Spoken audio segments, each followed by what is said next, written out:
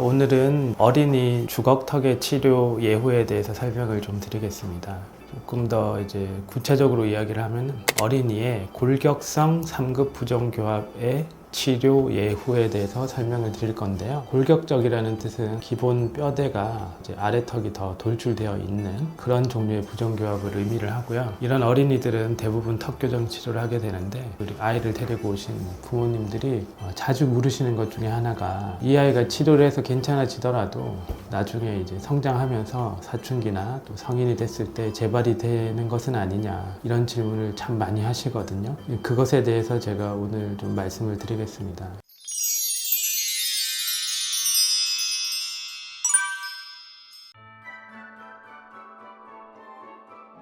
예상되는 치료 결과를 예후라고 합니다. 그러니까 앞으로 어떻게 될 건지를 미리 확실하게 생각을 하고 시작을 하기 위해서 프로그노시스, 즉 예후를 생각하고 치료를 하게 됩니다. 결론적으로 좀 말씀을 드리면요, 한국 연구 결과나 아니면 외국 연구 결과가 조금 다른데, 결과적으로 이런 주걱턱 어린이들을 치료를 어릴 때 해주더라도 한 3분의 1에서 4분의 1 정도는 악교정 수술이 필요한 정도로 상태가 안 좋아진다고 해요. 어떤 경우에 좀 더 안 좋은 결과가 예상되는지 약간의 단서는 있습니다. 우리는 지금 미래를 예상을 하려고 하는 건데요. 미래를 예상하기 위해서 우리가 기댈 수 있는 거는 과거하고 지금 현재, 이렇게 두 가지를 가지고 미래를 예상을 할 수밖에 없겠죠. 미래는 가보지 않았으니까. 과거에 해당하는 우리의 사실은 가까운 가족들이나 친지들이 비슷한 얼굴형을 가지고 있을 때 이분이 성인이겠죠. 성인이 됐을 때 어느 정도였느냐, 이런 거에서 약간의 단서를 얻을 수가 있겠죠. 비슷한 얼굴형이지만 좀 심하지 않은 부모님이 있을 수가 있고요. 그런 경우에는 나중에 좀 괜찮을 가능성이 조금 더 높겠죠.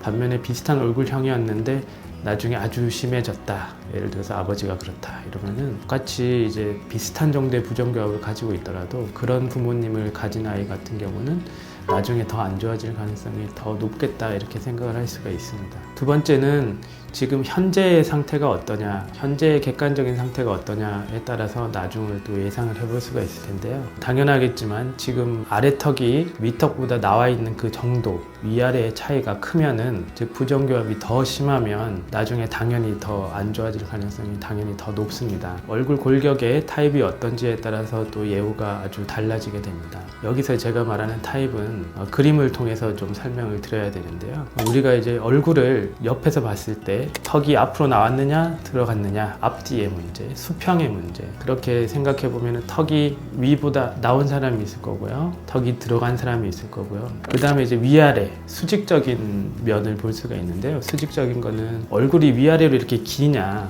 아니면은 조금 납작한 얼굴형이냐, 이렇게 생각을 해볼 수가 있습니다.